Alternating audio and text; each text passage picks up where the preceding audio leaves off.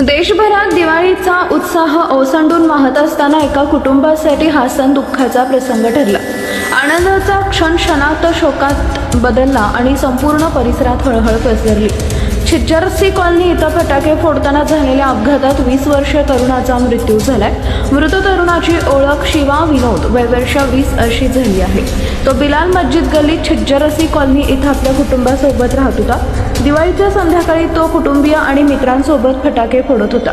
फटाका पेटवल्यानंतर त्यानं त्यावर स्टीलचा ग्लास ठेवला। काही क्षणातच फटाका स्फोटासारखा फुटला आणि ग्लासाचे धारदार तुकडे हवेत उडाले। त्यातील काही तुकडे थेट शिवाच्या शरीरात घुसले, ज्यामुळे तो गंभीर जखमी झाला। कुटुंबियांनी त्याला तातडीनं रुग्णालयात दाखल केले, मात्र डॉक्टरांनी उपचारादरम्यान त्याला मृत घोषित केले। प्राथमिक तपासानंतर अतिरक्तस्रावामुळे त्याचा मृत्यू झाल्याचं डॉक्टरांनी सांगितलंय। पोलिसांनी घटनास्थळी धाव घेत मृतदेह ताब्यात घेतला असून शवविच्छेदनासाठी पाठवला। घटनेची चौकशी सुरू असल्याची माहिती सेक्टर 63 पोलिसांनी दिली आहे।